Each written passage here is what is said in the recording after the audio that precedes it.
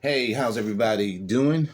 Listen, I want to wish everybody a happy Dr. Martin Luther King Jr. birthday.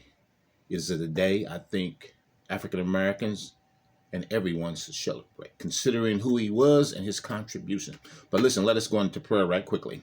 Father, again, I thank you for this opportunity to bring some information that will be informative and beneficial. And I pray, Lord, that everybody, whether they black, white, whatever the case may be, knows and understands the great contributions of Dr. Martin Luther King Jr. This I pray in Jesus' name.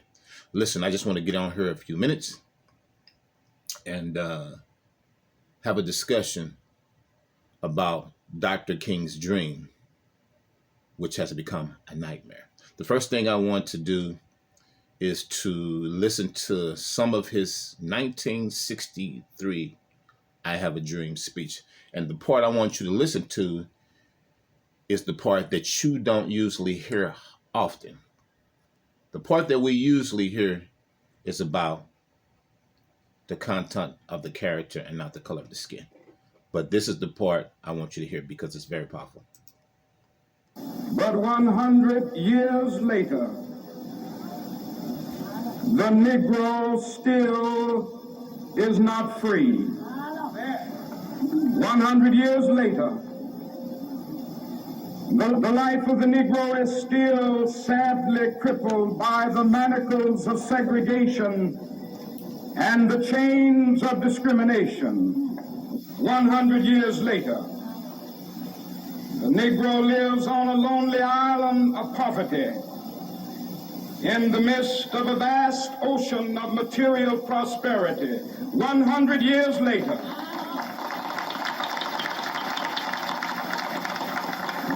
the Negro is still languished in the corners of America. And family, almost 62 years later, African Americans are still suffering. African Americans still are pretty much last in every major category. Has there been some progress? Yes, but there's still much to do in the way of race relations and freedom. Society and finds himself in exile in his own land. And so we've come here today to dramatize the shameful condition. In a sense, we've come to our nation's capital to cash a check. Cash a check. When the architects of our republic wrote the magnificent words of the Constitution and the Declaration of Independence, they were signing a promissory note to which every American was to fall heir. This note was a promise that all men, yes, black men as well as white men, would be guaranteed the unalienable rights of life, liberty, and the pursuit of happiness. And we could still see that we have not have these unalienable rights of life, liberty, and the pursuit of happiness. There are a few that have lived the American dream. But the vast majority of African Americans in this country are suffering in poverty, are still dealing with racism and discrimination after all these years. Even after civil rights laws were passed, we're still dealing with structural and systemic racism today. It is obvious today that America has defaulted on this promissory note insofar as her citizens of color are concerned. Instead of honoring this sacred obligation, America has given the Negro people a bad check. Bad check. A check which has come back marked insufficient funds. Insufficient funds. That's powerful. But you don't hear about this part of the speech.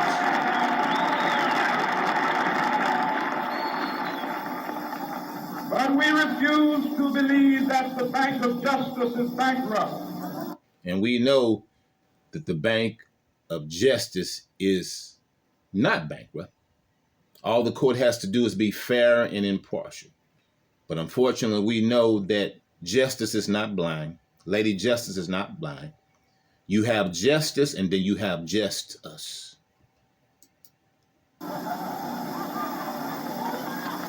We refuse to believe that there are insufficient funds in the great cost of opportunity of this nation. So we've come to cash this check, a check that will give us upon demand the riches of freedom and the security of justice.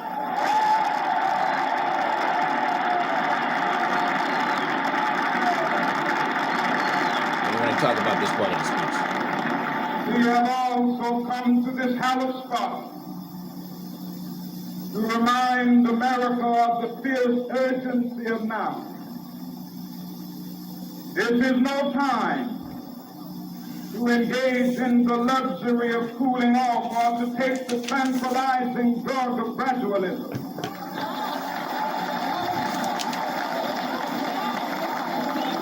Now is the time to make real the promises of democracy. Now is the time to rise from the dark and desolate valley of segregation to the sunlit path of racial justice. Now is the time. It's been time. To lift our nation from the quicksands of racial injustice to the solid rock of brotherhood. Now is the time.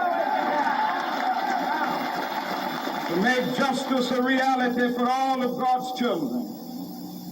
It would be fatal for the nation to overlook the urgency of the moment. This sweltering summit of the Negro's legitimate discontent will not pass until that is an invigorating autumn of freedom and equality. 1963 is not an end, but a beginning. Those who hope that the Negro needed to blow off steam and will now be content will have a rude awakening if the nation returns to business as usual. And unfortunately, family, it has been business as usual. Listen, if you have not seen all of Dr. King's I Have a Dream speech, you need to listen to all of it. Because every year, they show just a little bit. And they usually show what they want the American people to hear. And it's usually the part about, I want my kids to live in a society where they are not judged by the color of their skin, but the content of their character. And what's offensive is that I usually see many on the right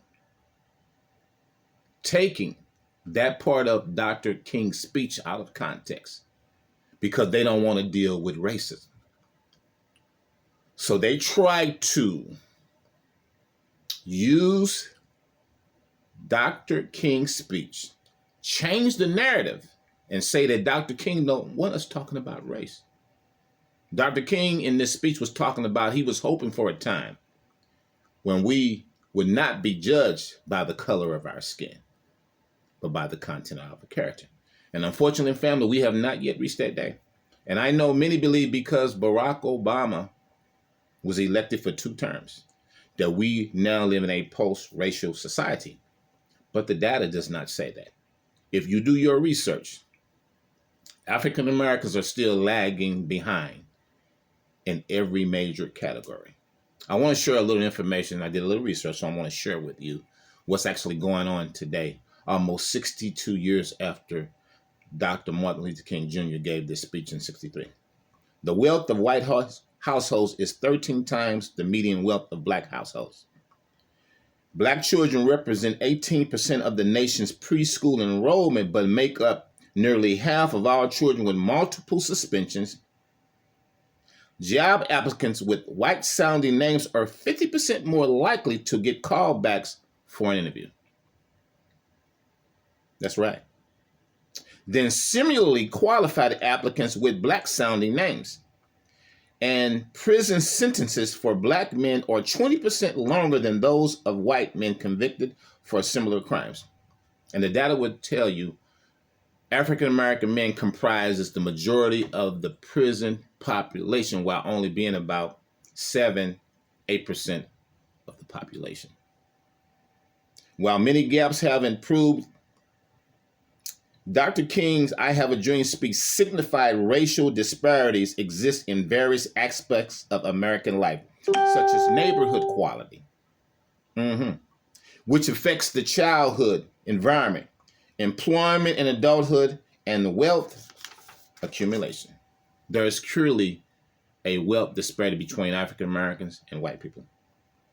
Equal opportunity is the bedrock of American democracy, and our country's diversity is one of our greatest strengths. We have not reached it yet. However, in recognition of the fact that many Americans still face systemic barriers to equal opportunity and full participation in American life because of their race, we're still being judged by the color of our skin. I wish the time would come when people will see our character, see who we really are. And I think if they saw who we really are, they would see that we have many similarities. Research shows that persistence of differential treatment by race in access to housing, employment, and mortgage or business loans, even in settings where no other factors would influence outcomes, indicating that discrimination still exists today and plays a role in explaining current racial gaps. Folks, we still do not live in a post-racial society.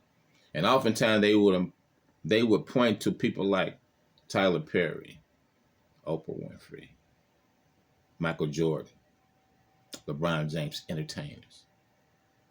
In order to get an accurate measurement of what's going on, you have to look at the majority. You have to look at how the majority of people are doing. And the data is clear that most African Americans are still suffering. There is a small percentage of people who have reached middle class. And there is a small percentage of African Americans who are actually rich. But the vast majority are suffering.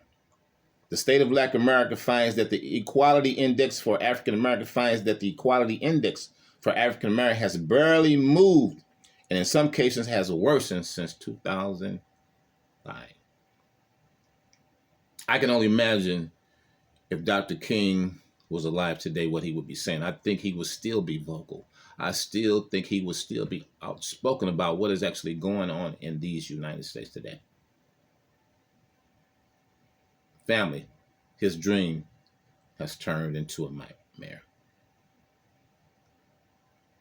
And Freddy Krueger, Donald J. Trump, is getting ready to be sworn in office today. You see the irony? On the day that we celebrate Dr. King's birthday, Donald J. Trump is being inaugurated as the next president of these United States. It is what it is. But family, Dr. King would want us to still keep speaking out, still be moving forward.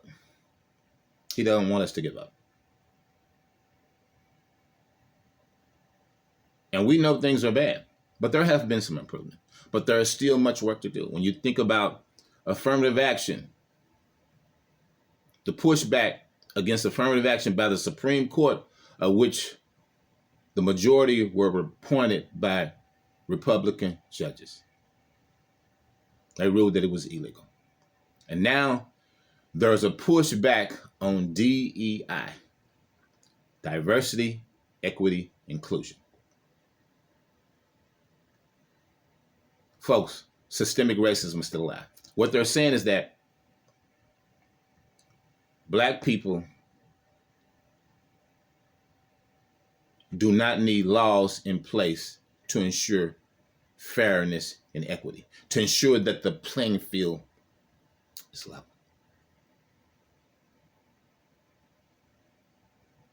They try to argue that all we need to do is stop complaining and pull up our bootstraps like Booker T did. They want us to have the mindset of a Clarence Thomas, Tim Scott, Byron Donalds, making no excuses. And when we complain, they call us victims. And they say we're woke. And we are woke. We're socially conscious to what is going on in these United States. And like I said, family, there's still much work to do. But I must admit, I am offended and appalled every time I hear them taking the words of Dr. King out of context to fit their right-wing narrative. Dr. King would not be happy what is going on today. When you look at our schools, the schools are still segregated, underfunded, understaffed. When you look at many of the black communities in every city, the poverty level is still high. Crime rate is still high. He would not be happy. But yet they want to point to a few African Americans that are doing well and say, listen, we no longer need to have laws in place to ensure fairness and equity. Yes, we do. Yes, we do. And we must continue to do, even as one of my heroes, Frederick Douglass, we must continue to agitate, and let the powers that be know there's still some issues in this country in regards to race. And family, we need to understand that it's not going away. We have to deal with the elephant in the room, which is racism, bigotry, discrimination.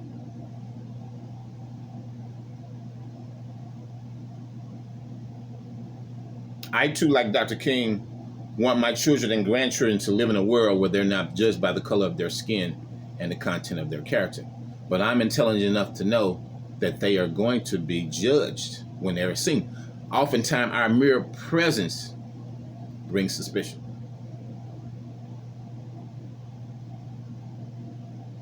It's clear. The data is clear. The criminal justice system is still not fair. Black men are 2 to 3 times more likely to be killed by police, unarmed black men.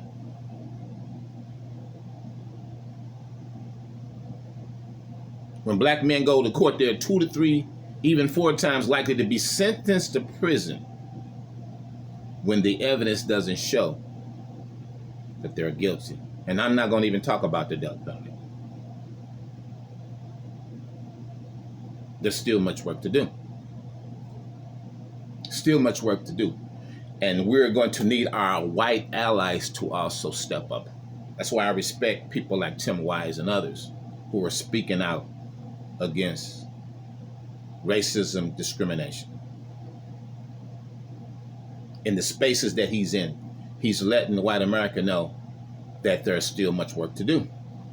So listen, family, I just want to get on a few minutes. And please, if you get an opportunity, please watch the full video. Because many on the right, they like to pull out certain points that don't make them feel guilty. I think guilt is good. Because my hope and prayer is that when you feel guilty, you will be motivated to do something about it.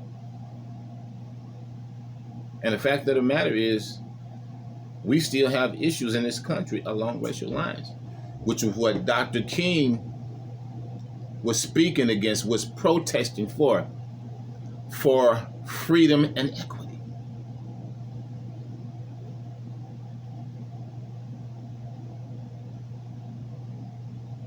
Now, I believe that America can be great when all of its citizens are treated fairly. Then we could talk about it being great. So in spite of what Donald J. is talking about making America great again, America has never been great for African Americans and other minorities. It's just a campaign slogan. And he's not the first. I believe Ronald Reagan used it as well to rile up the masses. And a lot of them know it has never been great for us. But what they're really saying is they want to take it back to the days of Jim Crow, when black people were clearly treated like second-class citizens. So listen, I just want to get her in a few minutes. I had to say something about Dr. King, who in my opinion was arguably the greatest citizen that America has produced. And when I think about what he could have been, he could have had a MAGA church.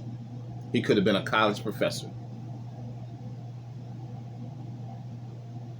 He could have been a CEO, making a lot of money.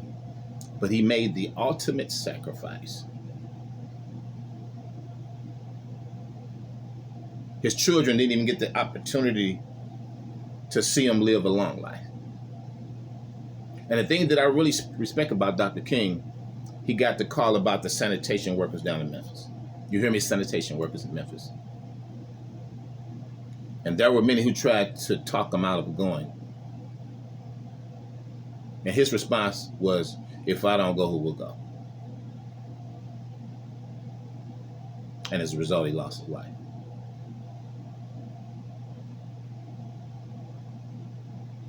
He lost his life. So Dr. King did not look at their position, their finances. He looked at some black men who were being discriminated against, who were suffering simply because they were black. And of course, there's some other things that he did. I have nothing but respect for him. Nothing but respect. So listen, I just want to get on her for a few minutes, and I hope everybody has an opportunity to reflect on the legacy of Dr. Martin Luther King Jr. In fact, try to look at as many of his speeches as you can. A lot of them are on YouTube. So listen, I'm going to go ahead and end in prayer again. Lord, I thank you for this opportunity. I thank you for this platform. And I pray, Father, that as many as possible gets an opportunity to see this video. This I pray in Jesus' name. So family, please, if you have not, please subscribe to the channel, Truth Talk, Minister JR. Share the video, hit that like button. In the meantime, stay up and stay informed. God bless you.